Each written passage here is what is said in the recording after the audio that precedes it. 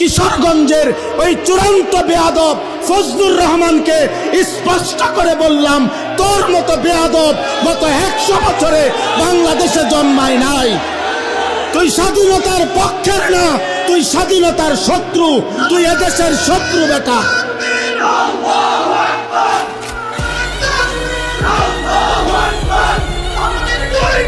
জুতা মারো তালে তালে।